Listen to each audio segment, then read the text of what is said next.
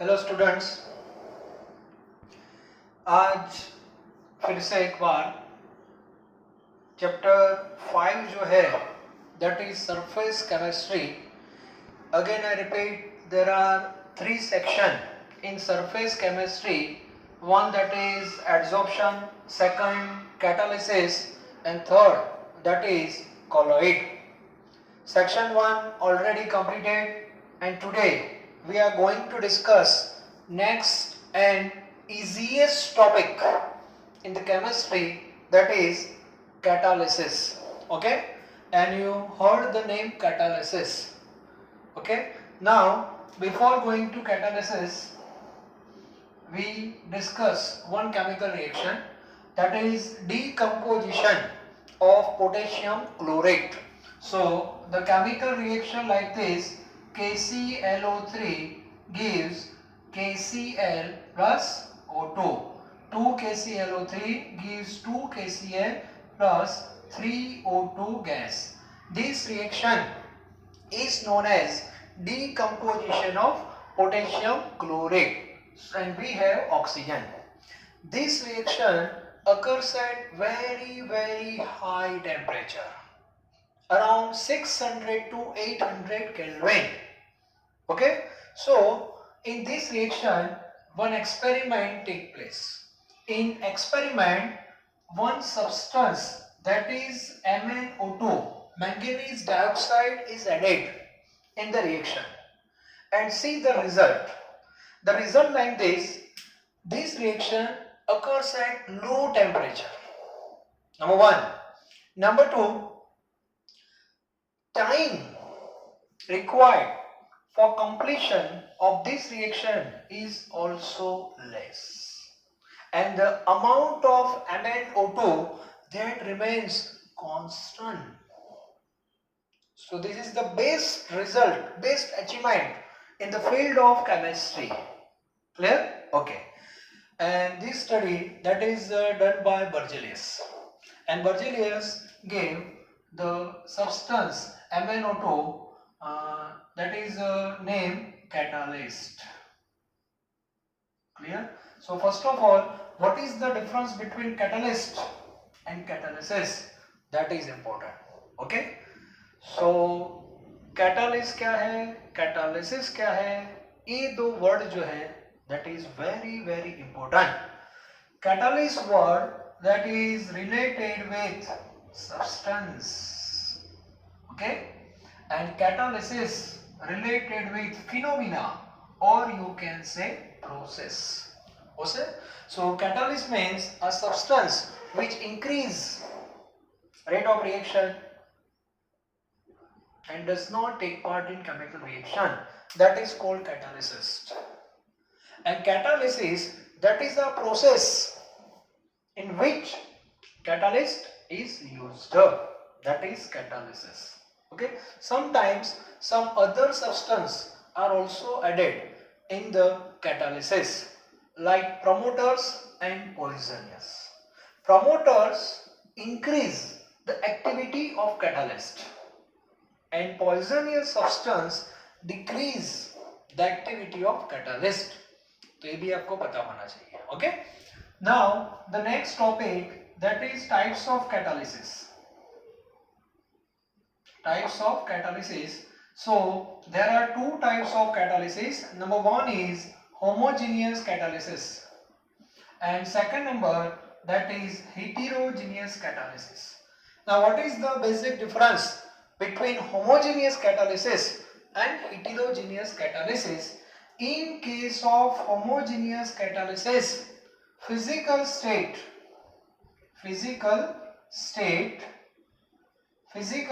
of reactants and catalyst must be same. Clear? In case of heterogeneous, physical state of reactant and catalysis, that is different, that is heterocatalysis. Okay, and we have example also in each category. So first of all, examples of homogeneous catalysis. Now see these three reactions. related with homogeneous catalysis. The first one is oxidation of sulfur dioxide in presence of nitric oxide. So see the physical state of reactant, that is gas, and see catalyst, that is also gas. It means both are in same phase. Another example, ester plus water, that is in liquid phase, acid, that is also in liquid phase. Third, this is sugar, inversion of sugar. Sugar actually किस form में होता है? Solid. But if you dissolve in water before chemical reaction, then we have liquid state. Okay, so you have to consider this state. This is liquid, and acid, that is also in liquid. So these three example related with homogeneous catalysis. Clear? Okay. Now heterogeneous. Again state are different. See, oxidation of sulfur dioxide, gas. Now here PT. And what is the physical state of PT? That is solid. So these two are different. Haber process, reactant are in gaseous form, and catalyst, that is solid. Ostwald process, okay, ammonia plus O2, that is gas, PT, that is solid. And last example, that is important, vegetable oil. Vegetable oil, that is unsaturated fatty acid. Unsaturated fatty acid, it means it is a long chain of carbon. और last में कौन सा group होगा? COOH, that is acid. और ये जो long chain है उसमें बीच बीच में ऐसे डबल ट्रिपल बॉन्ड होते हैं. There is a long chain of unsaturated fatty acid, and this is called vegetable oil. Now in this oil we have to add hydrogen. So what happen? Addition reaction take place. Okay, और ये hydrogen जो है वो unsaturated part है वहां पे add होगा, and unsaturated part convert into saturated, so the whole chain become saturated fatty acid, and that is vegetable ghee. Okay, so in all examples we have to remember in exam with physical state and catalyst. Clear? So this is a very easy question. Now we are interested in heterogeneous catalysis because our chapter belongs to heterogeneous system. So we are interested in this topic, heterogeneous catalysis. Clear? Okay. Now what is the principle behind heterogeneous catalysis? Actually ये reaction कैसे होता है, ठीक है? तो उसका एक simple principal है, that is a principle of adsorption or adsorption theory. Okay, बहुत इजी है, ज्यादा टेंशन लेने की जरूरत नहीं है. So the next topic, that is adsorption theory. Adsorption theory for heterogeneous catalysis. Heterogeneous catalysis. For example, आपके पास कोई भी catalyst हो in heterogeneous. Okay, so normally catalyst, that is in which form? Solid. Suppose X is a catalyst that is solid. According to part 1, adsorption, this one is adsorbent. Part 1 हमने पढ़ लिया है, physical adsorption and chemical adsorption. So heterogeneous catalysis, that is a example of chemical adsorption. Okay, so यहाँ पे जो catalyst है, that act as a adsorbent, that is in which phase? Solid phase. Now reactant, normally that is either liquid or gas. Reactant, और reactant का जो role रहेगा, that is like adsorbate.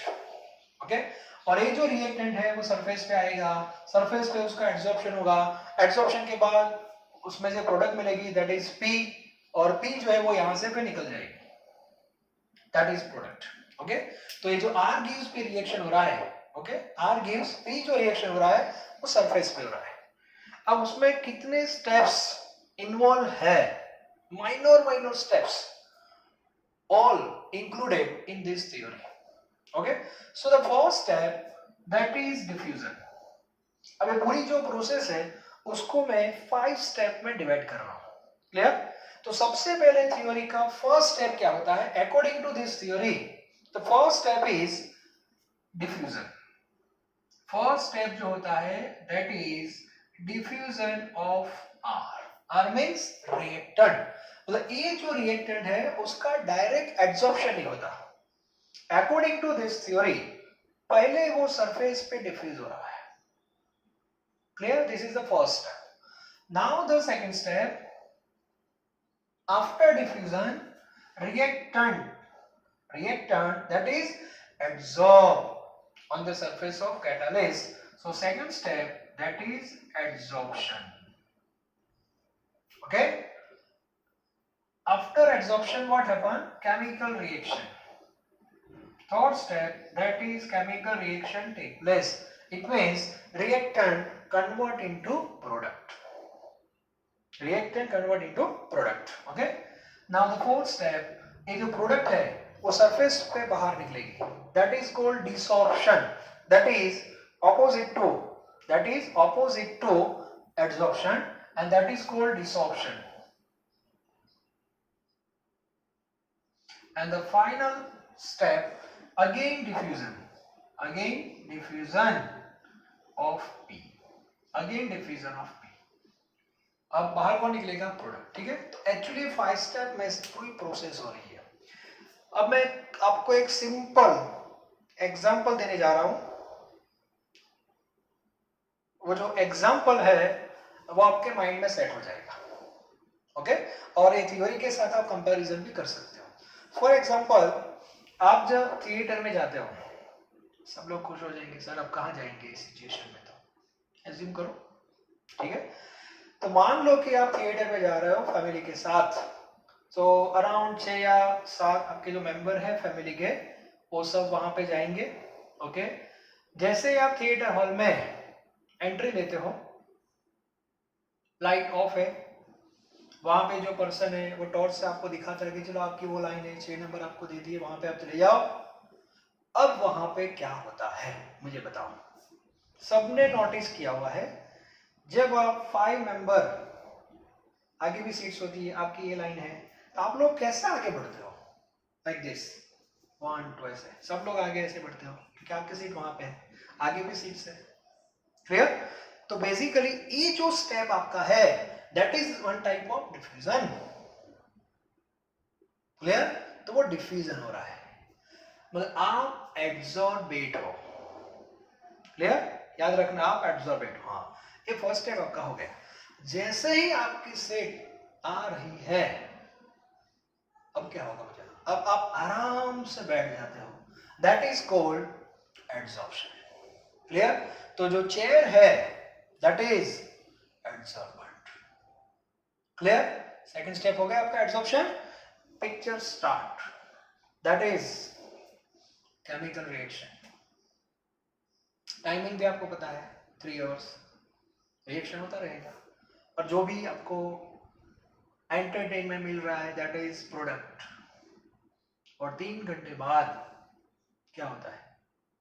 वापस आप सीट से ऐसे बैठे थे ना, ऐसे खड़े हो जाओगे, that is desorption. Okay, and the final step is again diffusion, वापस आप निकल जाओगे, दैट इज लाइक प्रोडक्ट। जब एंटर हुए थे तब एंटरटेनमेंट नहीं था, ऐसे याद रखना। जब वापस गए तो विद एंटरटेनमेंट आप जा रहे हो, that is product. Clear?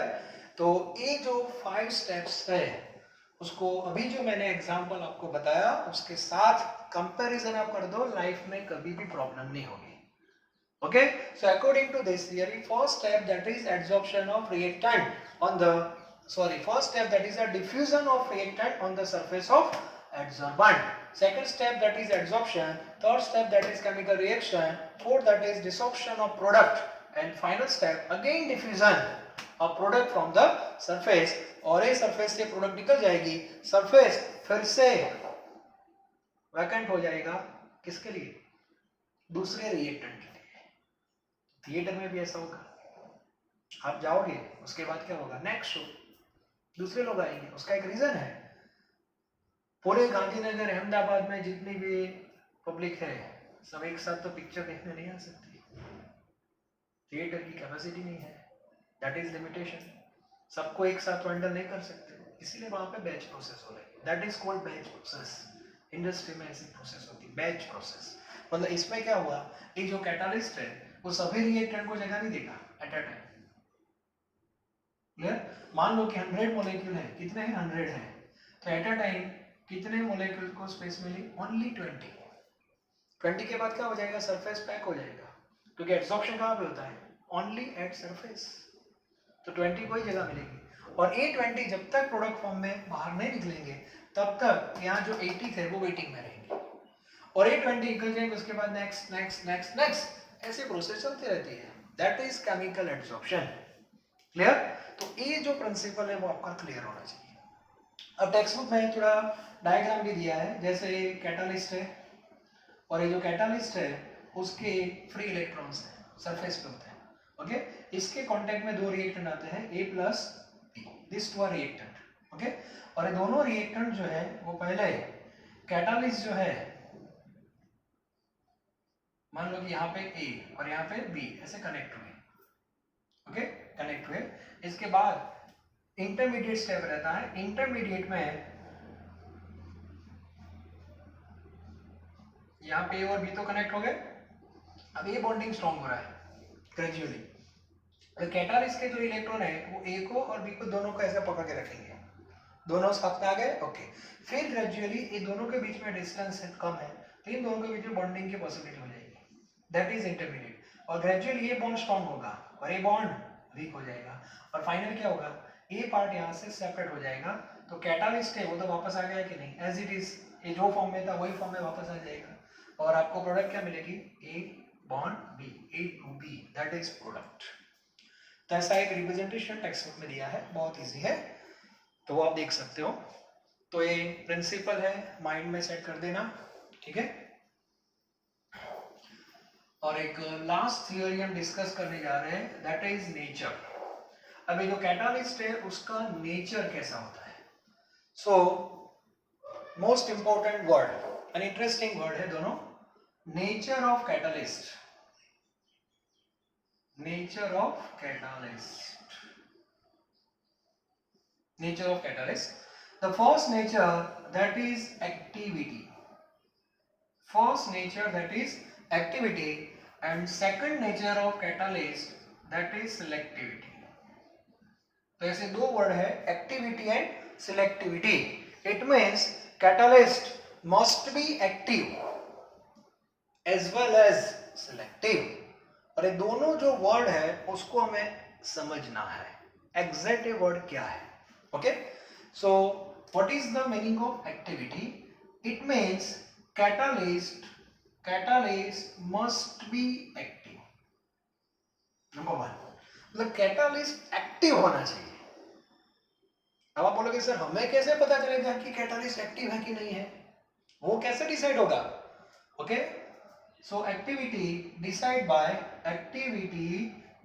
Bye strength, activity decided by strength of chemical adsorption, strength of chemical adsorption, chemical adsorption जितना strong हुआ, it means chemical bond, वो कैटालिस्ट हाईली एक्टिव है। ठीक है, मैं एक एग्जांपल दे रहा हूं, अभी जो एग्जांपल दिया था वो रिपीट कर रहा हूं। आपके पास एक कैटालिस्ट है X, और यहां पे एक दूसरा कैटालिस्ट है Y, ये भी कैटालिस्ट है। ओके, अब आपके पास रिएक्टेंट R है, और R के कितने मॉलिक्यूल्स, अभी मैंने आपको बताया R के कितने मॉलिक्यूल्स है, सपोज 100 मॉलिक्यूल है।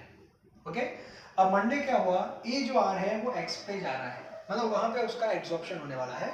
अब X जो है दैट इज हाईली एक्टिव, मतलब यहाँ पे जो केमिकल एब्जॉर्प्शन होगा R और X के बीच में वो स्ट्रॉन्ग होगा। ओके, और उससे क्या हुआ, एट अ टाइम कितने मॉलिक्यूल सरफेस पे आए, ओनली 20 आने के बाद, क्योंकि एब्जॉर्प्शन तो सरफेस पे होता है नंबर वन, और ये स्ट्रॉन्ग बॉन्ड से हुआ, मतलब 20 मॉलिक्यूल सरफेस पे आ गए, उन्होंने कैटालिस्ट के जो इलेक्ट्रॉन थे उसके साथ स्ट्रॉन्ग बॉन्ड बना दिया,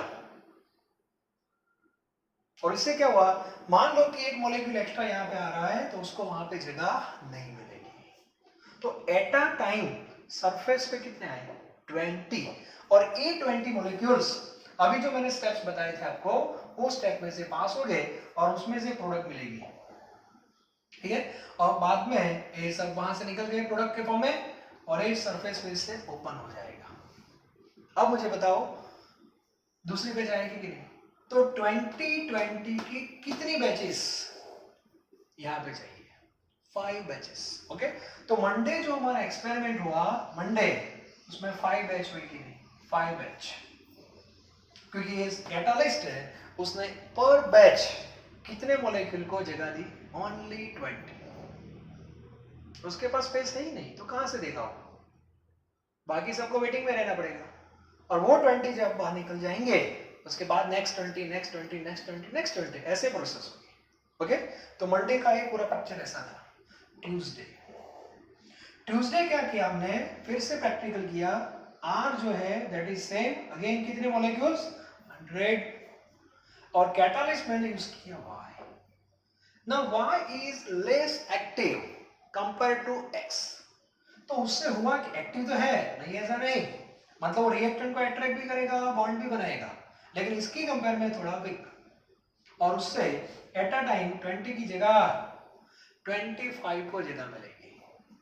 अब मुझे बताओ 25 को जगह मिली तो 25 की कितनी बैच होगी only 4 batch. So this is the difference between activity of catalyst. तो हमारा जो पीरियोडिक टेबल है उसमें ग्रुप 5th से लेके 11th तक आप आगे बढ़ोगे, सो activity of catalyst increases. It means बहुत सारे ऑप्शन आपके पास होते हैं रिगार्डिंग कैटालिस्ट, तो आपको क्या करना है आप पे डिपेंड है कि मुझे कौन सा कैटालिस्ट यूज करना है एक्स और Y, that depends on quantity of reactant. आपके पास रिएक्टेंट की कितनी क्वांटिटी है वो भी आपको चेक करनी पड़ेगी। बात समझ में आ रही है? बहुत ज्यादा रिएक्टेंट की क्वांटिटी आपके पास है तो हाईली एक्टिव कैटालिस्ट यूज करने की जरूरत नहीं है, वरना वो at a time come molecule को स्पेस देगा तो नंबर ऑफ बैचेस आपकी बढ़ जाएगी। हाँ, इसका मीनिंग ऐसा नहीं कि लेस एक्टिव कैटालिस्ट यूज करो, वीक जो बॉन्ड बनाता है, तो उससे तो रिएक्टेंट का कैटालिस्ट के साथ अट्रैक्शन ही नहीं होगा। मतलब एक वर्ड आता है मैंने आगे भी आपको बताया था that is optimum, it means not more not less.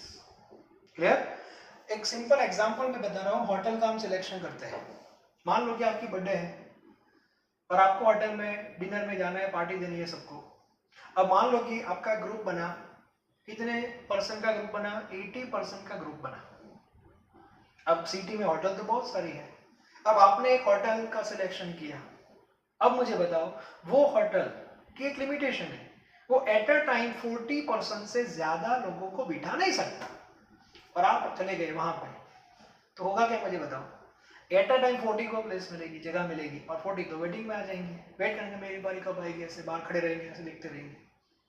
अब मुझे बताओ 2 बैच में हुआ कि नहीं।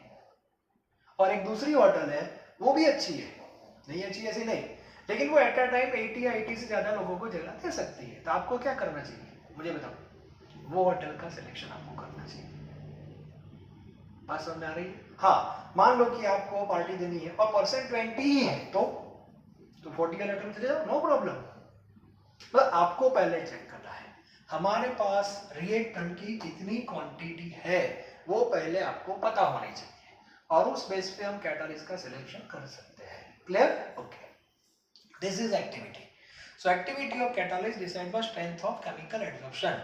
जितनी स्ट्रेंथ ज्यादा होगी उतने कम मॉलिक्यूल सरफेस पे आएंगे, जितनी स्ट्रेंथ थोड़ी कम होगी उतने ज्यादा मॉलिक्यूल सरफेस पे आ सकते हैं। ओके, तो हाईली एक्टिव में बैच ज्यादा होगी, इसमें थोड़ी बैच कम होगी। आपको कौन सा सिलेक्ट करना है वो क्वांटिटी पे डिपेंड करता है। Clear? Okay, another nature that is selective. Catalyst should be selective. मतलब कैटालिस्ट जो है वो डिसाइड करता है कि कौन से प्रोडक्ट आपको मिलेगी, सरफेस पे कितने मॉलिक्यूल आएंगे वो भी कैटालिस्ट डिसाइड करता है, प्रोडक्ट कौन से मिलेगी वो भी कैटालिस्ट ही डिसाइड कर सकता है। ओके, अब मैं 3 एग्जांपल ले रहा हूं, CO carbon monoxide plus hydrogen, CO plus H2, CO plus H2. Here 3, 2 and 1. This reaction occurs in 1:3 proportion. Here 1:2 and here 1:1. Now see, in all three reaction, reactant that is same. Reactant same. Okay. Now catalyst is different. Here Ni solid, in last one copper solid. Here the mixture of catalyst ZnOCr2 solid. It means catalysts are different. Okay, a catalyst है. Catalyst है that is different. Now see the product. Here I mentioned only main product. So in the first reaction we have methane. Second reaction methanol. And third one is methanol. Main product. Byproduct में अभी लिखता नहीं हूँ. हाँ. Now see this combination gives methane. This combination in presence of this methanol. This one methanol. तो इसका meaning क्या हुआ? Reactant तो same है. Type wise. Catalyst different. So product is different. तो ये point क्या है? Product किसे बनानी है? हमें. तो इस बेस पे आपको कैटालिस्ट का सिलेक्शन करना होगा and that is selectivity. Okay. For example हमारा जो क्लास है 12th का क्लास है, फिर वो ए ग्रुप का हो या बी ग्रुप का हो, कोई भी ग्रुप हो, मुझे बताना. कॉमन क्लास है. अब फर्स्ट लेक्चर आपका स्टार्ट हुआ, उसमें यहाँ पे फिजिक्स के कोई फैकल्टी है, फिजिक्स के फैकल्टी है, कोई भी हो सकता है. ओके. तो उनका नेचर कौन सा सब्जेक्ट पढ़ाने का है? फिजिक्स. तो आउटपुट क्या आएगा मुझे बताओ? आउटपुट आएगा फिजिक्स. बाद में लेक्चर चेंज हुआ, ठीक है, क्लास तो वही है, सेम क्लास, फैकल्टी चेंज हो गई, लेक्चर चेंज हुआ, फैकल्टी चेंज हो गई, केमिस्ट्री फैकल्टी यहाँ पे आ गई, तो वो क्या पढ़ाएंगे? संस्कृत पढ़ाएंगे क्या? तो आउटपुट केमिस्ट्री होगा. फिर से लेक्चर चेंज हुआ, ए ग्रुप वाला क्लास है तो मैथ्स के फैकल्टी आएंगे, बी ग्रुप का क्लास है तो बायोलॉजी के फैकल्टी आएंगे, तो आउटपुट क्या मिलेगा? मैथ्स और बायो. तो मेरा पॉइंट क्या है? क्लास जो है, class that is same, class तो सेम है. Teachers faculties that is different, तो आउटपुट डिफरेंट हो गया. बात समझ आ रही है? Reactant same, product different, reason catalyst different. Okay. और हर एक टीचर से उनका एक सिलेक्टिव नेचर होता है. Selective nature in the sense वो अपना सब्जेक्ट ही पढ़ाएंगे, ये भी क्लियर होना चाहिए. और एक बात मैं आपको बता दूं, टीचर जो लोग हैं, teacher faculty that is like catalyst, that is like catalyst. वो कभी भी एग्जाम में इन्वॉल्व नहीं होंगे, ये आपको पता है. वो एक ही काम करते हैं, एग्जाम में अपियर किसको होना है? वो तो आपको होना है, हमें नहीं. भगवान ने आपको बड़ी बड़ी आंखें दी है, सोचने के लिए माइंड दिया है, आपके पास टेक्स्ट बुक है, रेफरेंस बुक है, तो आप खुद पढ़ नहीं सकते, आप सोच नहीं सकते. विदाउट फैकल्टी, विदाउट टीचर्स आप एग्जाम नहीं दे सकते. दे सकते हो, लेकिन वो प्रोसेस में टाइम ज्यादा हो जाएगा. और हम क्या करते हैं? फैकल्टी के साथ रह के पढ़ते हैं. तो हमारा फंक्शन, मेन फंक्शन वही है कि वही पार्ट को हम पढ़ाएं, जिससे आपका जो अंडरस्टैंडिंग का जो पार्ट है उसमें जो टाइम चाहिए वो हम अपने आप कम कर देंगे. तो जो टाइम की हमारी जो लिमिट है एग्जाम देने की जो पर्टिकुलर, वो कम हो जाएगी. बात समझ आ रही है? जो फैकल्टी है, टीचर है, उसका जो रोल है that is like catalyst, number 1. फिर आप बोलोगे सर कैटालिस्ट के दो नेचर है, एक्टिविटी एंड सिलेक्टिविटी. तो इसका मीनिंग क्या हुआ? टीचर जो है, teacher should be active and selective. Active means teacher का नेचर ऐसा होना चाहिए कि टीचर है वो एब्जॉर्बेंट है और स्टूडेंट जो है वो एब्जॉर्बेट है. ओके. तो टीचर का नेचर कैसा होना चाहिए? वो मैक्सिमम स्टूडेंट के साथ इंटरेक्शन कर पाए, मैक्सिमम नंबर ऑफ स्टूडेंट के साथ बॉन्डिंग उसका हो जाए, ऐसे टीचर होने चाहिए मैक्सिमम. ठीक है. और सिलेक्टिव मीन्स व्हाट? वो अपना सब्जेक्ट ही पढ़ाए, वो भी इंपॉर्टेंट है.